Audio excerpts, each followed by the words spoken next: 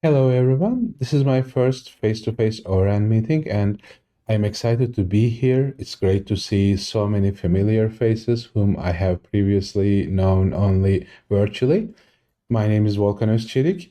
At Broadcom, my key areas of focus are securing the XApps, RApps, and our overall ORAN SMO offering. In addition, I am one of the five chairs of the SPIFFE Steering Committee, or SSC. The SSC is the sole overseer of the full spectrum of SPIFFE-related work, and it acts as the final decision-making body for everything related to SPIFFE. I also lead the architecture of VMware Secrets Manager, which is a zero trust cloud native secrets management solution that leverages SPIFFE as its identity control plane. And being at the intersection of ORAN, SPIFFE, and zero trust security has given me a unique perspective on the challenges and innovations in securing an open and scalable network. And I'm eager to share some of these findings with you today. Here's how our agenda will roughly look like.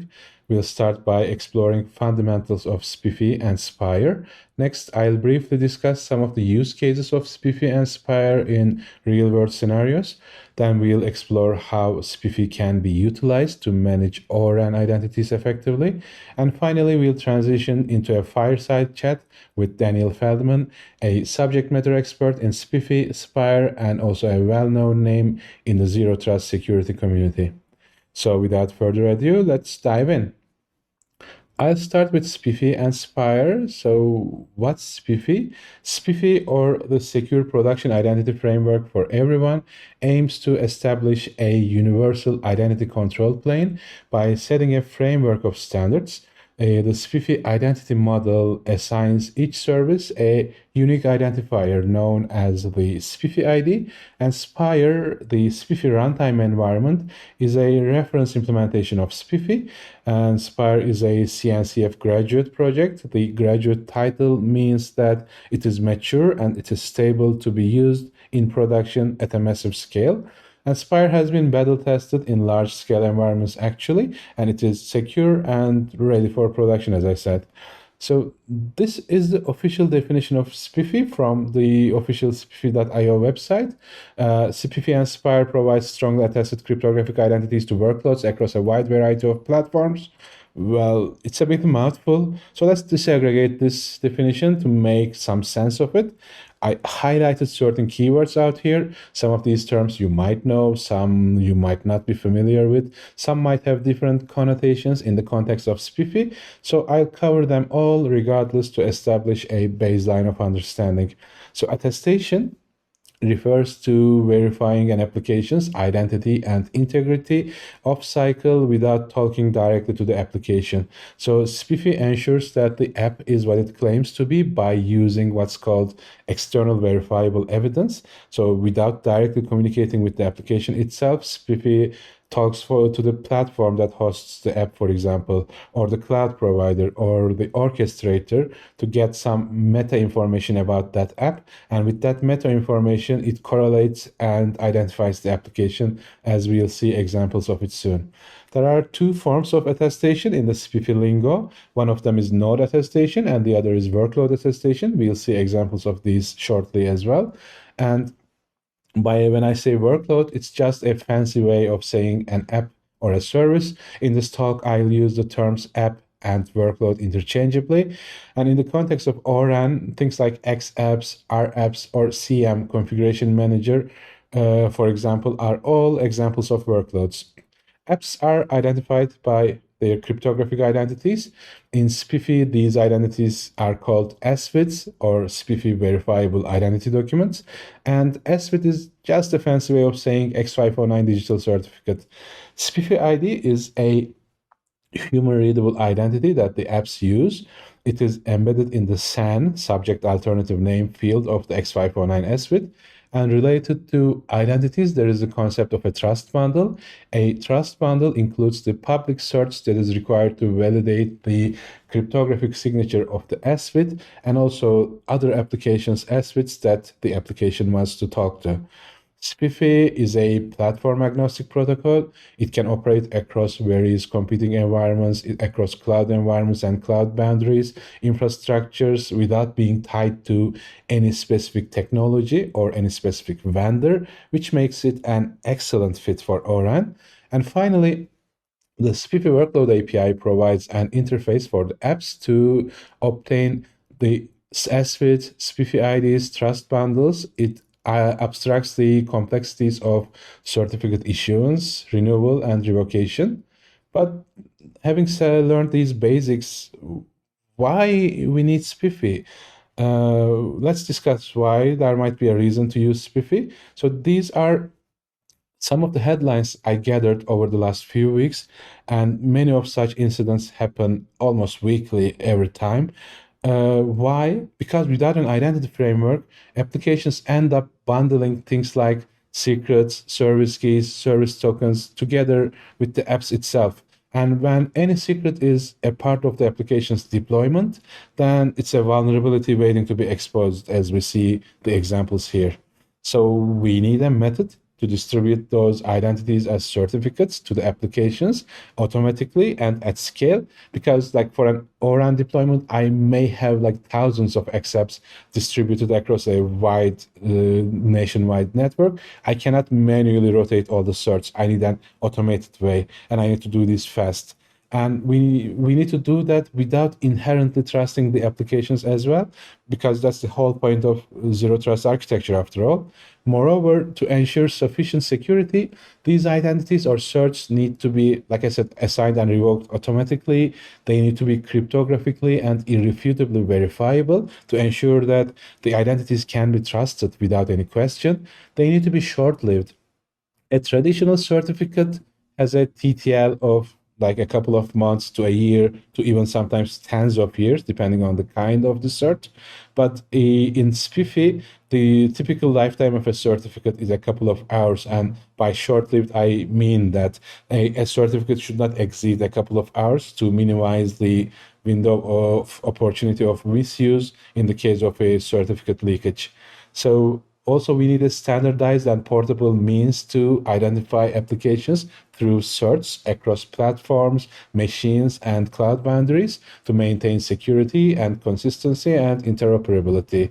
So let's see how SPIFFE aligns with these needs and wants. Firstly, as we mentioned, SPIFFE automates this entire process of certificate issuance, renewal, and revocation. And also, unlike traditional security measures that may have a lifespan of months or even years for certificates, SPIFFE issues certs with TTLs that last only a few hours. This is configurable, but a couple of hours to a day is a ballpark default that is used among various applications that I have seen so far. And this drastically reduces the potential damage in a security breach as compromised credentials lose validity real fast, real quick.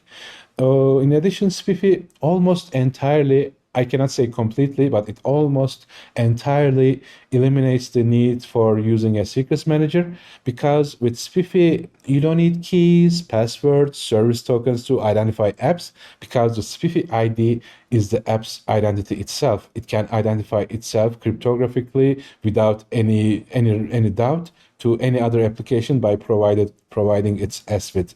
Moreover, with SPIFFE, there is no need to maintain CRLs, certificate revocation lists, because SPIFFE's approach of short-lived certificates obviates the need for CRLs, as the certificates are very short-lived, they expire really fast, and by the time you need a CRL, the certificate will not be valid after all. In addition to all this, SPIFFE is agnostic, it is platform agnostic, and it is mesh agnostic. So this flexibility ensures that no matter where your services run or how they are managed, SPIFFE can provide a consistent and reliable identity management system. Also, SPIFFE's architecture is plugin based and extendable. So, for example, if you find a plugin that uses SPIFFE in a certain way, like interacting with a database, for example, but it doesn't quite suit your needs, you need to slightly tweak it to bend it to your will. Well, you can do. It's plugin based. You can fork that plugin. You can write your own plugin. And because of this plugin based architecture, SPIFFE becomes essentially whatever you want it to be. And lastly, SPIFFE is a recommendation in NIST's Zero Trust Architecture Guideline in document 802.7. And adopting Zero Trust Architecture is essential. That's why we are working really hard here to publish a paper about ZTA this June 2014. So, who uses SPIFFE? Well, essentially, it's everyone. Due to time constraints, I won't list every company displayed here. However, to give you an idea of the scale at SPIFFE is deployed, let's consider one standout example, ByteDance, better known as TikTok. ByteDance operates the largest known SPIFFE deployment in the world.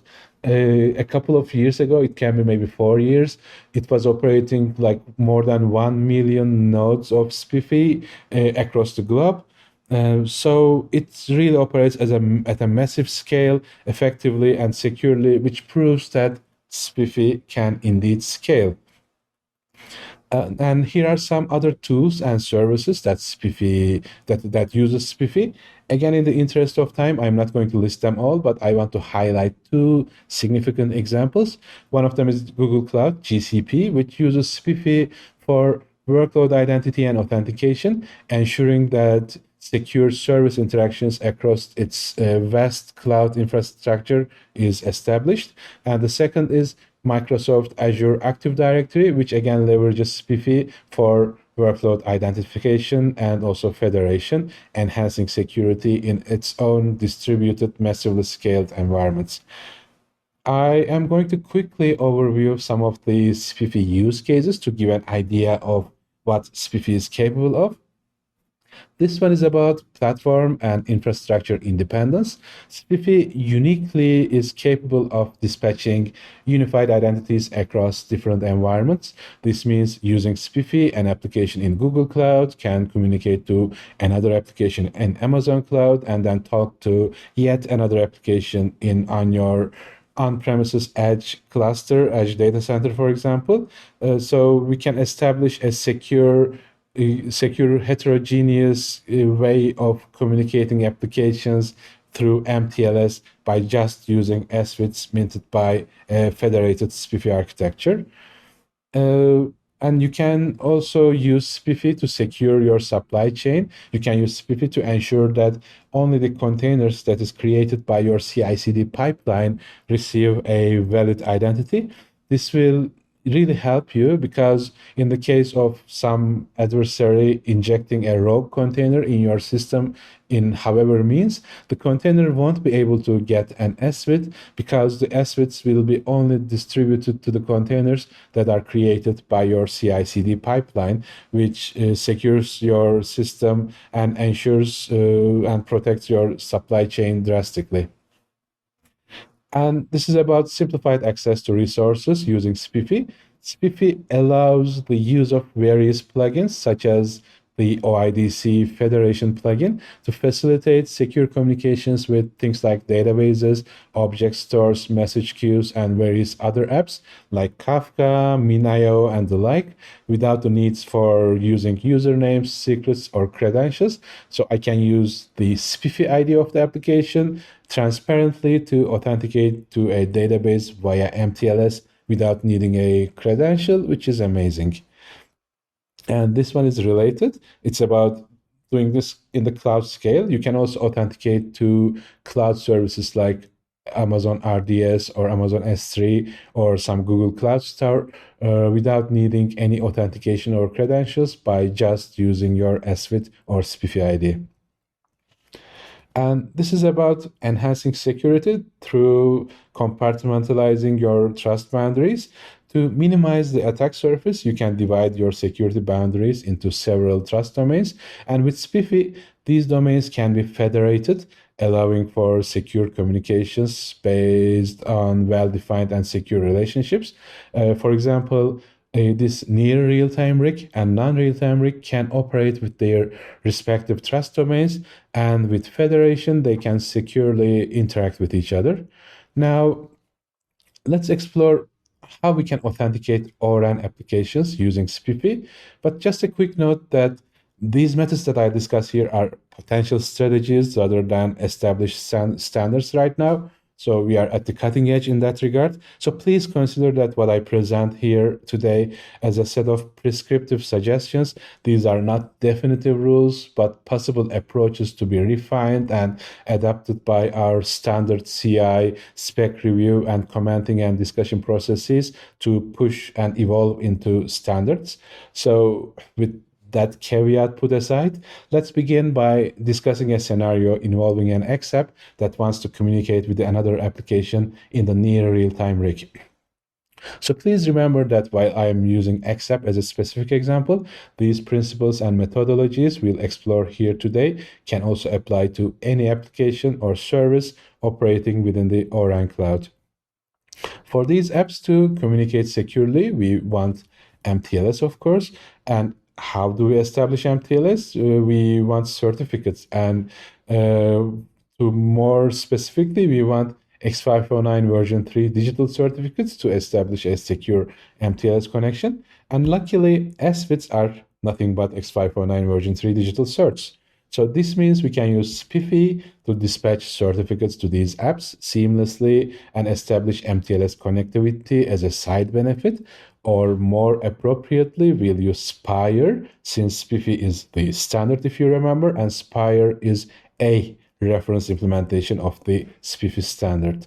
So let's go a little deeper and see how we can use Spire in rigs. But before I dig in a little further, I want to focus more on the Spire high-level architecture. And I'll talk about near real-time rig in these examples, but the implementation, like I said, will be similar in a non-real-time rig scenario or even for SMO and OCloud as well.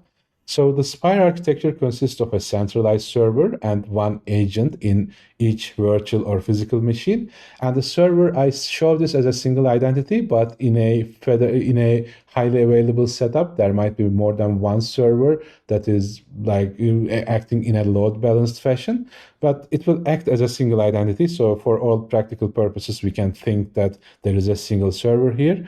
Apps fetch their certificates from agents using the SPIFFE workload API after establishing a trust, which we'll discuss shortly. And agents fetch the certificates the apps need from the server, again, after establishing a trust relationship with the server using the Node Attestation API that we'll see an example soon as well. And in the context of rigs, we'll likely be using Kubernetes as our orchestrator, and our architecture diagram will be more Kubernetes. So these are more or less the same, but we have some more control and structure over the entities. So Spire server in this case will be a pod in a stateful set. Spire agents will be pods in daemon sets, and workloads, which are X apps in our case, will be containers in pods. So each node will have one Spire agent that talks to the central Spire server, and the entire cluster will be a single trust domain for practicality and also for the sake of simplicity. And administrators can use the CLI, as you see the two little boxes at the very top of the diagram. And the software orchestrators, such as a Kubernetes operator, can use the gRPC registration API to create registration entries on the Spire server for the applications.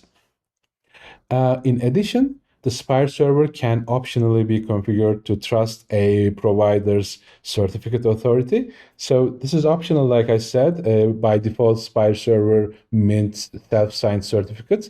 But if we let the Spire server act as a intermediate CA, this will further harden the trust relationship, enhancing the system's overall security posture. And sometimes, for compliance reasons, we might need to do this as well, which is possible with SPIFFE and Spire. And in this example, we can delve a little bit deeper into the mechanics of it. And I hate using the word delve, but that's a different reason. If we examine the mechanics of this process more closely, the Spire server utilizes the upstream authority plugin to submit a CSR certificate signing request to the certificate provider's certificate service provider's certificate authority. And once it receives the signed certificate, it stores the cert in a trust bundle store. And the Spire server then uses the cert as it sees fits to communicate with the Spire agents, for example. So let's explore what happens next, the node attestation. So what we did so far is we established a trust relationship between the Spire server and the certificate authority, the two like spill buttons that you see in this diagram, the first and the second. And next we'll establish a trust relationship between the Spire agent and the Spire server. And after that, we'll establish a trust relationship between the Spire agent and the application to finish and finalize the circle of life, chain of trust, whatever you call it. And this next step is the establishment of trust relationship between the Spire server and the Spire agent. Here we are going to use the X509 POP point of presence attestation flow, but there are other flows, and an administrator can choose a different workflow to attest to establish the trust based on the infrastructure that they have, or the cluster's requirements, or other things as well. But in this flow, regardless, first the Spire agent initiates a TLS connection to fetch a Bootstrap trust bundle from the Spire server, and this bundle is essential for establishing a trust baseline. And in the blue box at the middle of the sequence diagram, in the zero knowledge proof challenge phase, the Spire server sends a challenge to the agent, and the challenge involves the agent signing a randomly generated text to confirm the validity of its certificate, to show that it indeed owns the private key that is linked to the cert. So in this scenario, both the servers and agents certificates are provided likely via off-cycle methods, like using an orchestrator or a CI/CD pipeline, for example. But there are other node attestation methods that include using trusted platform modules, such as the TPM version 2 ones that have been discussed by our friends at NIST this Monday at the Lunch and Learn. Or we can use cloud APIs, orchestrator APIs such as Kubernetes, or like cloud identities like AWS or Google Cloud Instance IDs. Since this is plugin based, sky is the limit to establish this trust relationship. And in our case, accepts will utilize this SWITs and trust bundles that are created after establishing this trust relationship to establish MTLS connectivity with other services. And once this trust relationship is established, in the repeat box down below, the yellow bordered part, the agent will periodically send certificate signing requests to the server. The server then signs the CSR the agent gives to it, and then the agents will be able to assign SWITs back at the and give the updated trust bundles to the applications that request it after establishing a trust relationship between the application and itself. So far we established trust between certificate authority and the server and the agent. And the next step is the workload attestation to establish a trust relationship between the agent and the application. And since we are using a Kubernetes cluster, this example will be more case specific. The Spire agents will in this scenario query the kubelet to confirm that the accept meets certain criteria, and this criteria might attest that the accept is within a designated pod, it carries certain labels, it is managed by a specific service account, or it resides in a particular namespace. And what this criteria will be is defined by the application's Spire server registration entry, as we'll see shortly. If there is no registration entry, then there won't be any attestation, and the application will not be able to get an SWIT. But once the application satisfies all these checks and balances, the Spire agent then takes on the responsibility to periodically send the application its SWIT and its necessary trust bundle. And the beauty of this process is this is automated, so we can do this as fast as we want, and that gives us the possibility to rotate the certs in hours rather than in months. And the time frame of this rotation is typically half the certificate's TTL. So if the certificate is going to expire in 4 hours, then this SPIFFE exchange will happen like every 2 hours. Additionally, the workload attestation is not limited to Kubernetes. The Spire agent is equipped with several plugins to handle diverse environment. For example, it can query the Unix kernel about the application's details, such as its process ID, user, group, or even the SHA hash of the binary or the path that the binary runs. And for Windows platform, it can again utilize the Windows API to perform similar attestation tasks. And it can leverage the systemd plugin to again verify the application's integrity off cycle. And these mechanisms ensure that regardless of the operating environment, operating system, or where this Spire agent is running, it can still effectively attest apps, reinforcing security across a heterogeneous cloud of applications in a system. So apps use SPIFFE IDs, but how does a SPIFFE ID look like? Well, it's something like this. It's just a string, but there are certain formats that it needs to adhere to be aligned with the standard. So it has to start with SPIFFE:// that's part of the standard. And then it needs to follow a trust domain, which provider.example.com here is the trust domain that this SPIFFE ID uses. But to be clear, this trust domain doesn't have to resolve to an actual DNS domain. It's just a string to identify a trust boundary. And the rest of the ID is mostly freeform. You can choose it however you decide to choose, but having a structure to it will help you to diagnose and monitor and audit things easier. In this particular example, NS near real-time rig indicates that the application is in a near real-time rig namespace.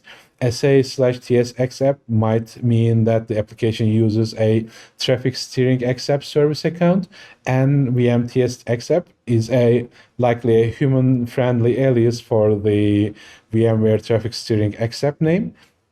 And the GUID that you see here, the ID/GUID, is highlighted in yellow, and it's the actual ID of the XApp, which is a UUID as defined by the ORAN standards. And the beauty of this is we are adding and embedding an ID that is the standard ID of the application that is defined by the standards into a certificate, which means that this application can give the certificate to anything, anywhere. It doesn't even have to be an ORAN entity, and whatever gets that ID can irrefutably verify, because this certificate is signed against a well-known and trusted certificate root of trust. So it can verify the authenticity, and then it can verify that this ID actually belongs to this application.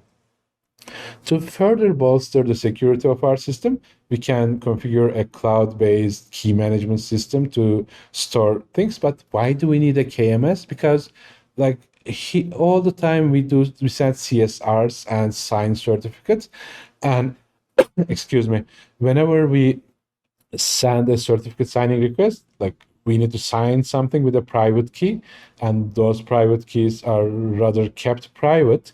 And if we don't use a KMS, those private keys will be in the memory or in the file system of the Spire server and Spire agent, depending on how it is configured. But if we use a KMS, then the private keys will never leave the boundary of the key management system. So for example, when the Spire server wants to sign a certificate, it will just send the digest of the certificate to the KMS, and the KMS will sign the digest with the private key and send the signed thing back to the Spire server. This way, the private key will never leave the boundary of the KMS, and it will be securely protected in an entity that is designed to store sensitive stuff. And Spire server and Spire agent will not even be aware of the key itself. They will have aliases that point to the key, but they won't know what the key actually is, which will give an additional level of trust in the system. But regardless of how we establish this public key infrastructure or this dynamic key rotation scheme, the applications will eventually need to get the SWIT, because otherwise, how can the application identify itself? That's the whole point of SPIFFE. So applications, there are several ways that it can get an SWIT. The app can directly interact with the SPIFFE workload API. The workload API is just a Linux domain socket, so the application can plug itself into the socket and start listening to that socket and parse what's coming in. Or it can utilize one of the available SPIFFE SDKs to simplify the integration and management of this socket. There are SDKs available, as far as I know, in the languages including Go, Java, Rust, C++, and Python.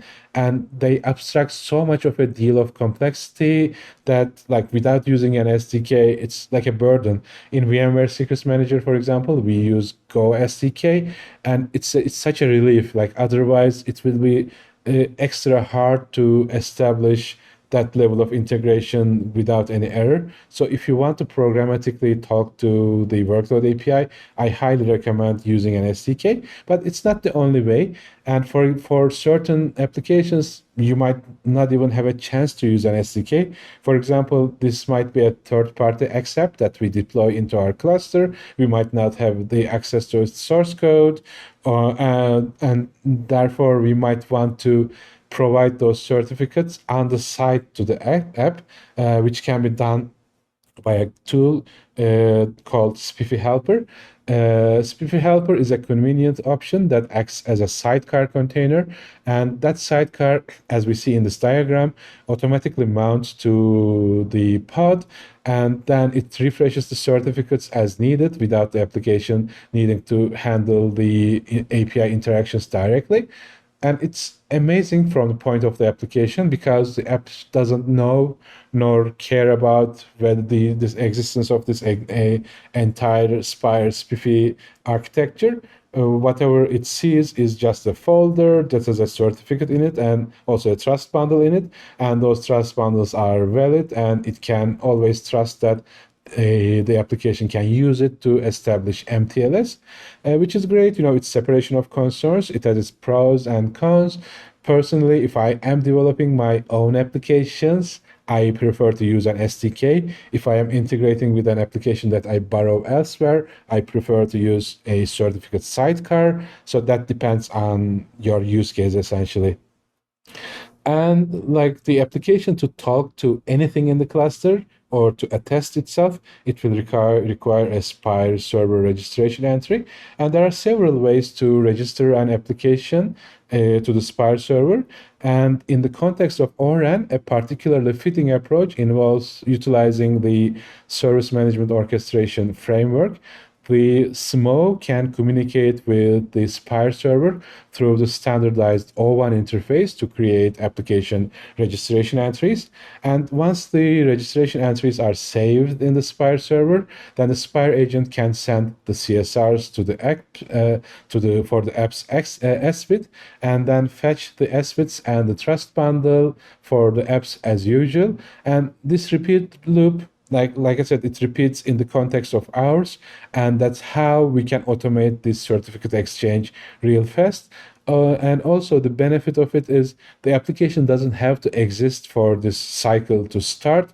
So the app will start as soon as it can. The Spire agent will get the SFITs as soon as possible, and when the application starts its life cycle, it will immediately fetch the certificate and start identifying itself and securely authenticating with the rest of the cloud without having to wait for the CSR to be signed, ideally.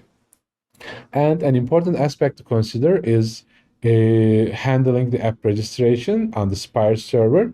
And as a side note, like I said, the app doesn't need to be actively running to be registered to the Spire server. And this is a critical feature because it ensures flexibility in how the applications are deployed and how their life cycle is managed. So when a registration entry is created for an XApp, the Spire server caches those SVITs and holds onto them until an X app can, or any app actually, can verify its authenticity. And once the app is attested to be authentic, the agent sends the SVITs and the trust bundle to the app. And there are two ways to do this. We can either do this programmatically through the Spire server's gRPC API, or we can use a custom resource called cluster SPIFFE ID, which is a more declarative, more cloud native way. And it is my preferred way of doing things that I'll discuss why soon. And it makes managing and scaling things easy at a cloud native, dynamic, highly scalable environment.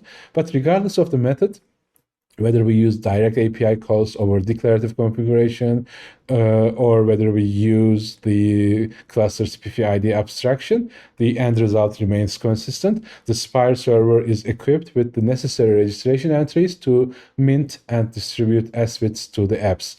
So we talk about cluster SPIFFE ID. So how does it look like? It's something like this. It's a custom resource. And if you squint hard enough, you can see that it feels like a syntactic sugar around the registration API of Spire server, but it's a little bit more than that. For example, this SPIFFE ID template that you see in the middle helps configuring things in a clear, definable way. Since you have a template for the ID, everyone have a certain standardized way of defining IDs. The teams and applications won't go in their own way to define their own IDs. It will be easier to parse, interpolate, monitor, and audit these IDs in this case.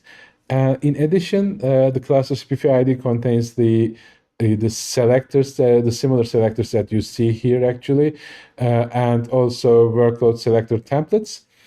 So we can say that for an SVIT to be assigned to the application, the application needs to match these labels given here as name vSecond Sentinel and part of vSecond system, and it has to have the vSecond Sentinel service account, and it has to be in vSecond system namespace.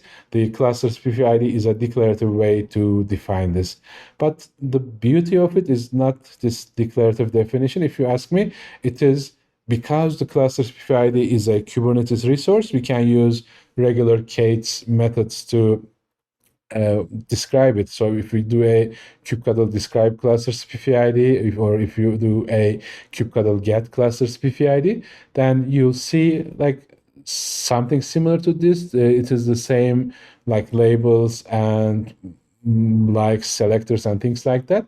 But the more important thing is this, pod selected one, the green text down below.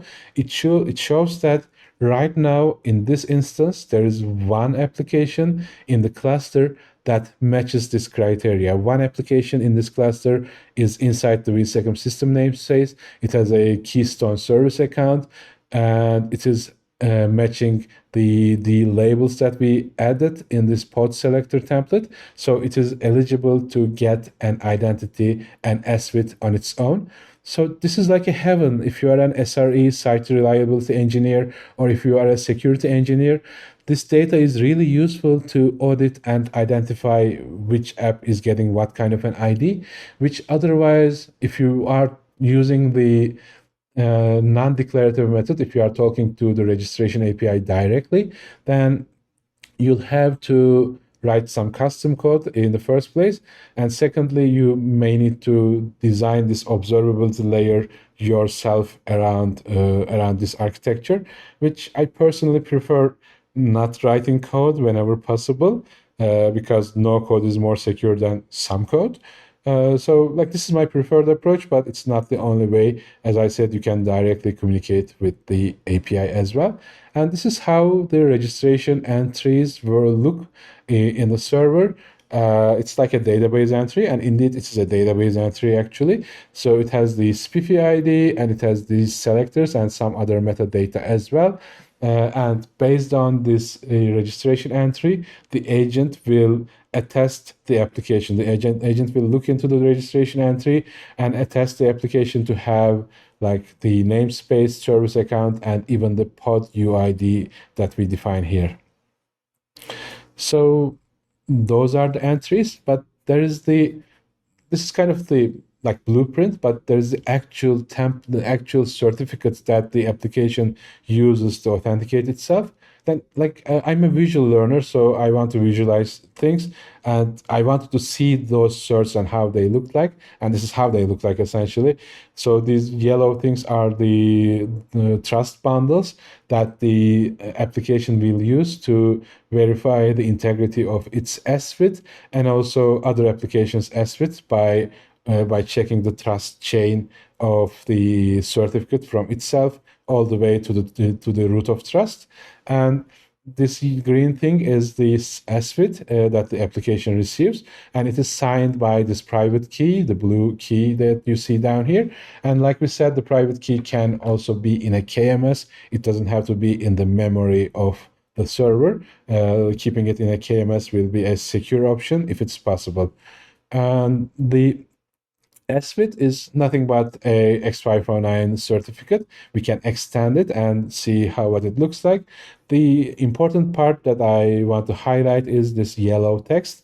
As we see, the SPIFFE ID is inside the URI portion of the X509 version 3 subject alternative name stanza of this certificate. And it's really helpful, like I said, because I can now say that this application has this UUID that has been assigned to it by ORAN, and claim that it is this application that it claims to be to anything, anywhere, essentially, transparently, irregardless of what I am talking to. And since the application have SWITs, we can establish a secure communication of the application to near real-time RIG platform with the SPIFFE minted SWITs.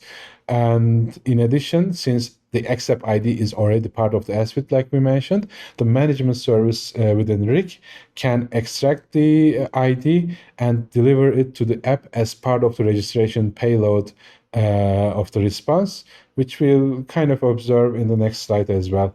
So let's consider how these principles of SPIFFE can be extended and applied to a more broadly region to enhance the security of not only the XApp, but the entire SMO and RIGs essentially. So imagine a scenario where not just one individual XApp gets an identity, but like you get an identity, you get an identity, everybody gets an SWIT. So in this case, the SMO can have its own SWIT, or one termination, management services, and even the security function can have its own SPIFFE minted SWIT.